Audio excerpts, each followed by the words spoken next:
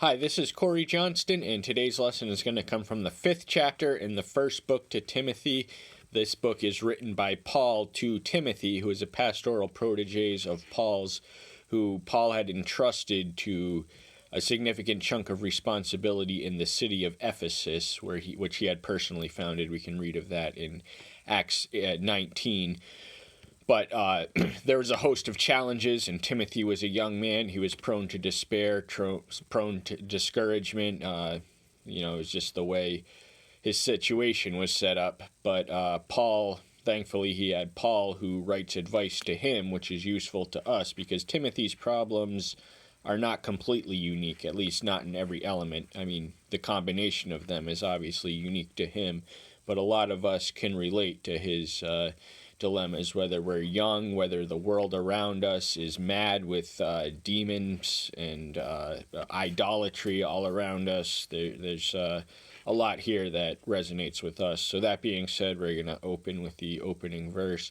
But before we do that, we just want to establish that this belongs in the genre of pastoral epistles. So Paul's epistles are always in a situational context, whether it's addressed to an assembly or a pastor. It's in Timothy's situation was in Ephesus, as I described. This was a center of idolatry. One of the 7 wonders of the ancient world, the temple to Artemis, was in that location. So that just gives you an idea. And while Paul was there, he provoked the wrath of a silver-maker because his preaching was putting him out of business. So the beast will always lash out once it's there, and that's where we find Timothy. But he's giving him ironclad instructions for how to manage the personnel within his church. So the opening verse reads, "Do not rebuke an older man, but appeal to him as a father, younger ones as brothers."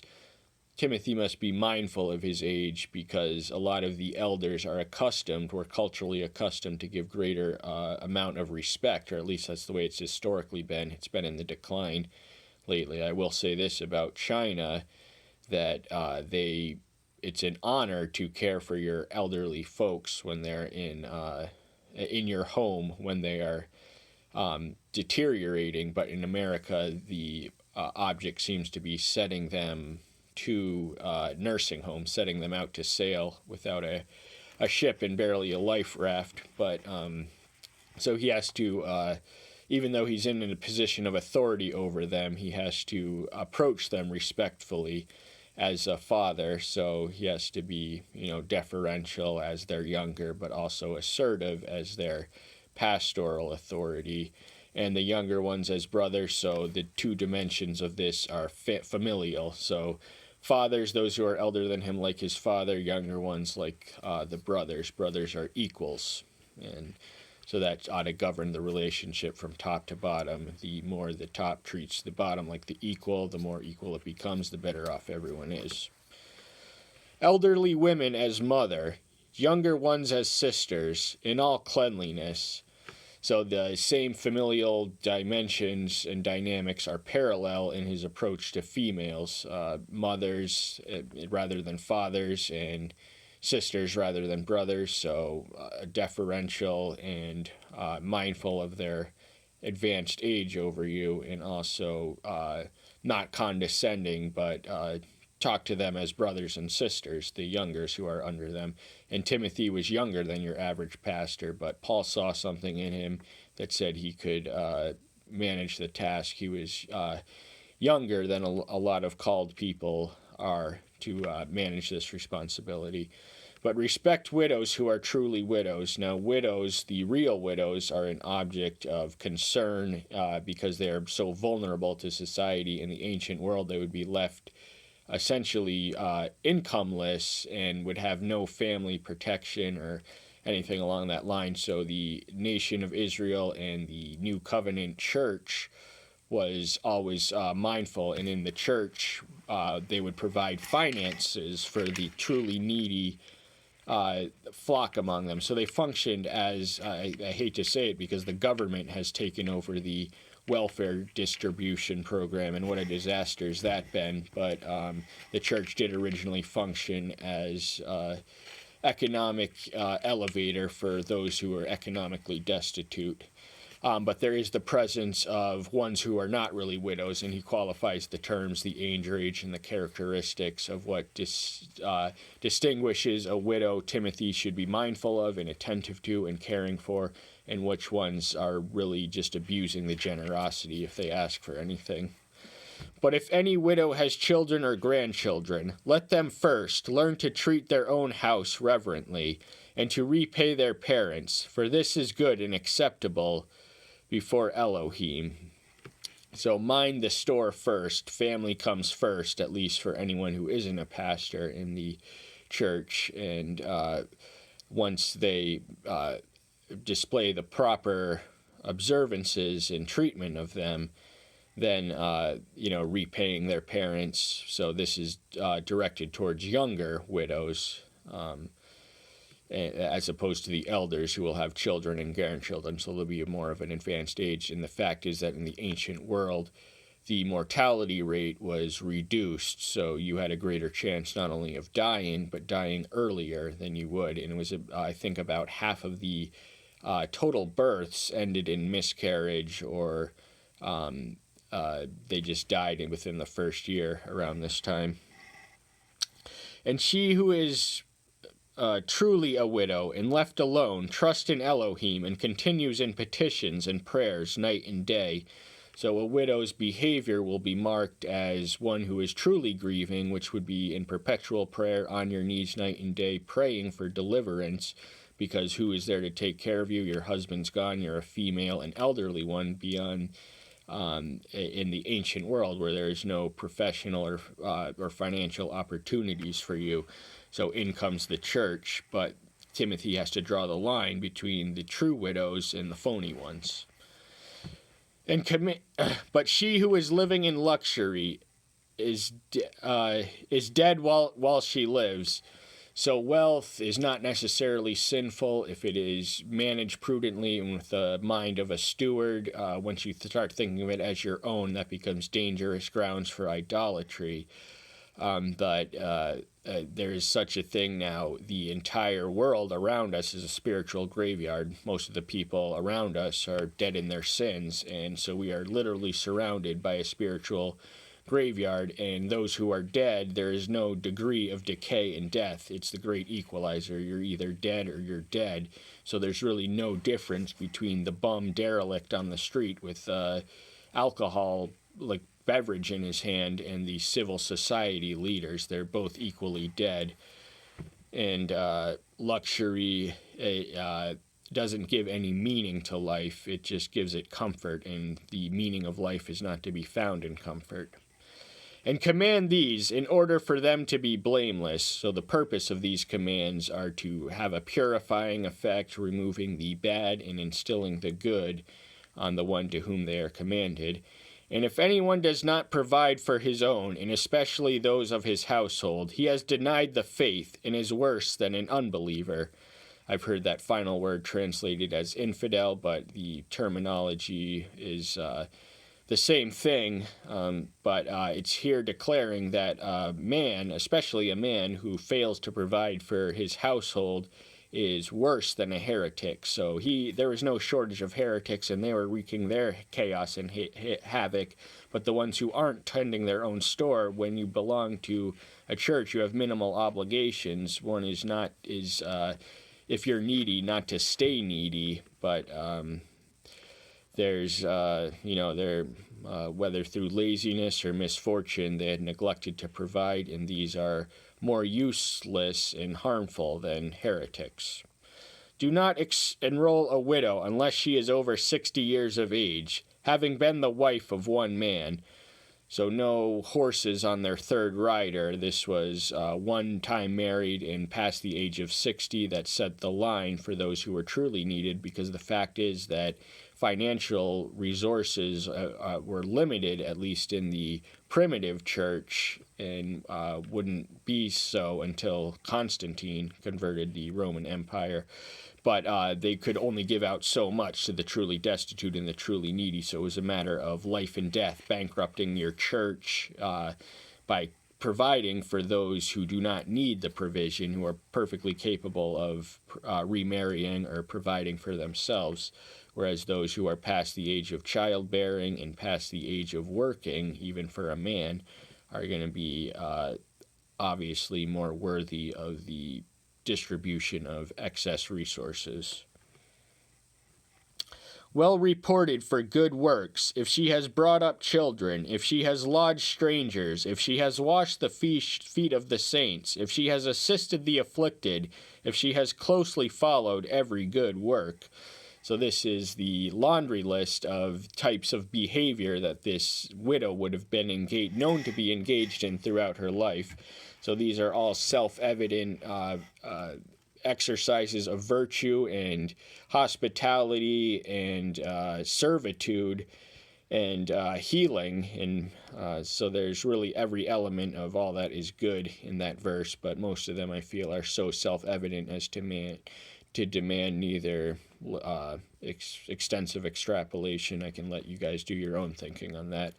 But refuse the younger widows, for when they become headstrong against Messiah, they desire to marry. So the competition for the loyalty they owe to the church and the concerns of this world. Now, the concerns of the world would have been for a younger widow to not stay a widow, but to remarry. And the temptation would have been to prioritize that, to trade yourself, sell yourself short for the Messiah. So at this point, I think pre-married Gentiles and Christians were welcome, but for obvious reasons, they were commanded not to marry outside the flock once they were in. But a widow would have been less discriminatory in selecting that.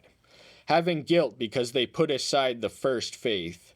First faith is our first love. That is the man above, the man upstairs. And when we neglect to do his will or have fellowship with him or engage in a dynamic relationship, we will be stricken by guilt, and rightly so, for having laid aside our first love and our first faith.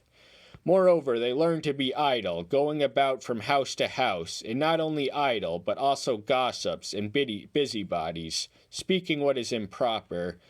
So these activities and characteristics are completely useless to a pure congregation. Gossip is a breach of one of the righteous commandments, thou shalt not bear false witness, because when you receive rumors and innuendo secondhand and you report it as truth, you are in effect bearing false witness. So there's a carelessness with which the natural man spills his words, but we're going to have to answer for every word we ever said in Matthew 12:37. So there's no sense in being careless, and gossiping and laziness. Laziness is of no use to anybody, especially just the church, just as much as any other organization. It requires work, and there's to be no freeloaders or just lazy bums on site. So I resolve that the younger widows marry, bear children, manage the house, giving no occasion to the adversary for reviling.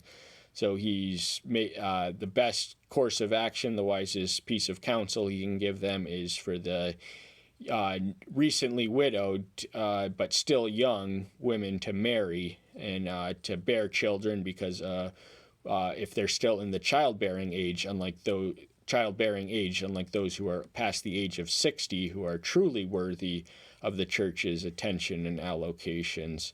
And she can prove her worth by raising the children and by resisting the adversary as he comes.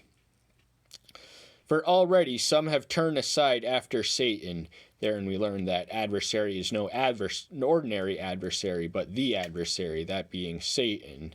If any believing man or woman has widows, let such assist them, and do not let the assembly be burdened, in order to assist those who are truly widows.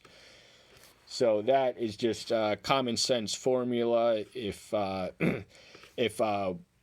family is capable of providing for a widow, leave the church alone, because that's at your door. We have to care for the truly needy among us. And don't impose your burden that you can take and should be taken care of on the assembly at large when there are truly needy among you, and truly widows. So once more, this is the distinction between the widows who are worthy of receiving alms and charity and those who are not.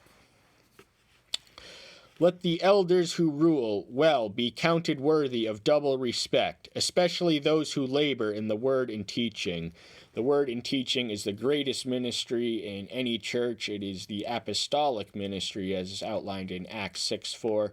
They were not capable or inclined to distribute the bread amongst the widows, so they confined themselves to the word and prayer and delegated the duties, and thus was born the deacon office.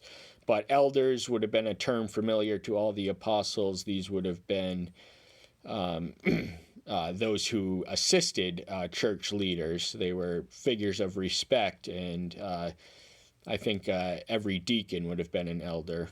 And they would have, he lays out demands for them and obligations in the 3rd chapter alongside bishops. So their duties and expectations are more or less interchangeable.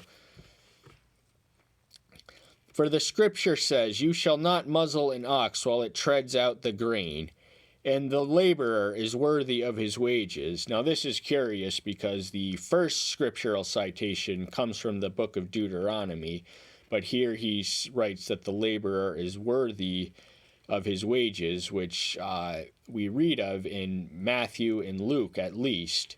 So that means that this would have been on the grapevine, because those books wouldn't be written until the 70s or 80s. So Paul was writing earlier than them. So that just goes to show that there was a Christian grapevine of sorts in the early church. "Do not receive an accusation against an elder, except from 2 or 3 witnesses." This was the law of the Old Covenant, the Mosaic law, whereby one could not press a charge or indict a person in the absence of sufficient eye testimony, and this is preserved and upheld and continued in the church. "Reprove those who are sinning in the presence of all, so that the rest also might fear."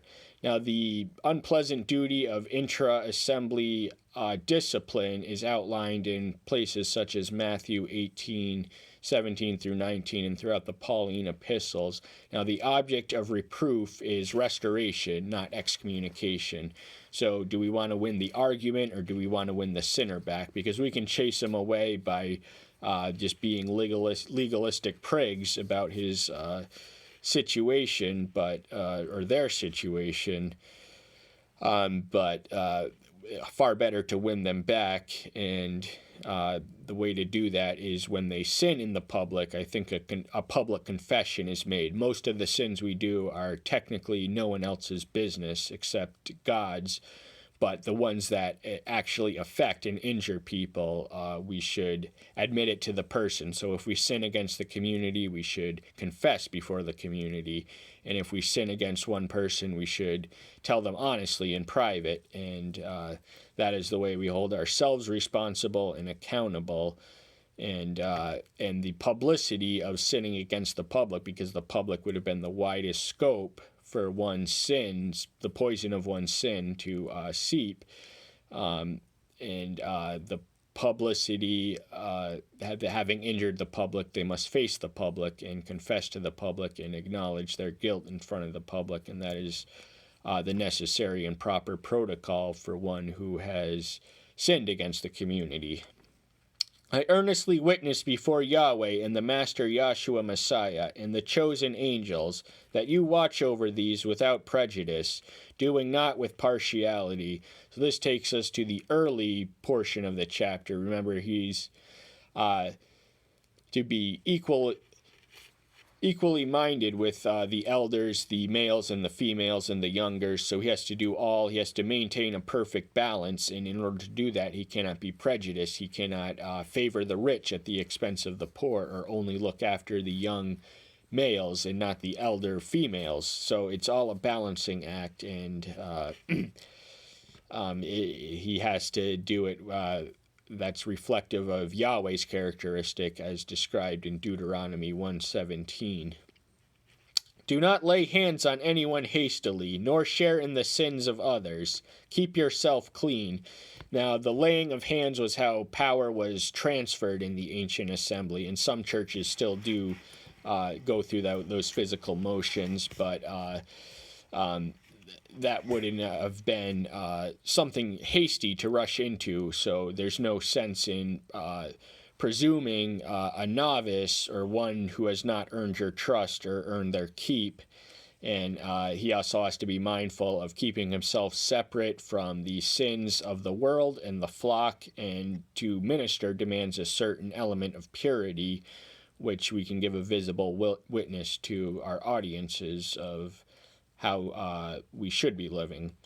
No longer drink only water, but use a little wine for your stomach's sake and your frequent ailments.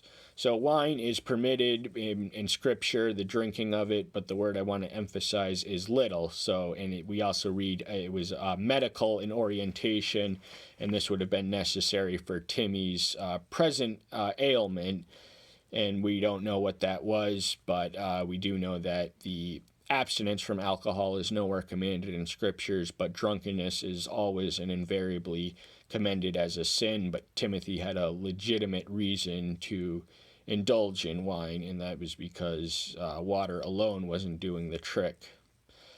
The sins of some men are obvious, leading on to judgment, but those of some men follow later.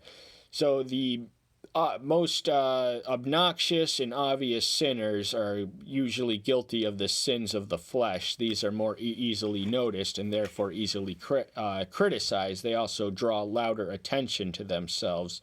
But the danger in standing in judgment against those who indulge in sin is that you can develop or harbor hatred in your heart and therefore become guilty of the sins of the spirit, 2 Corinthians 7:1. So each sin is equally odious in the nostrils of the Almighty. But if we endeavor to love the sinner while hating the sin and not allowing that hatred to spill over to a personal object, then all will be well. In the same way, the good works are obvious when it is impossible to conceal those that are otherwise. So we are called to shine as lights of the world, a city on a hill that cannot be hid in the Sermon of the Mount, Matthew 14 through 16.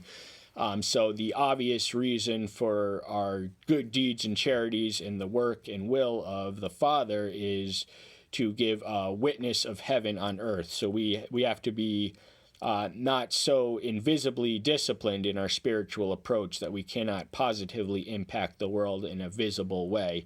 And that's all the time we have for today. Thank you so much. I'm glad you're here. Stay tuned till next time. Bye-bye.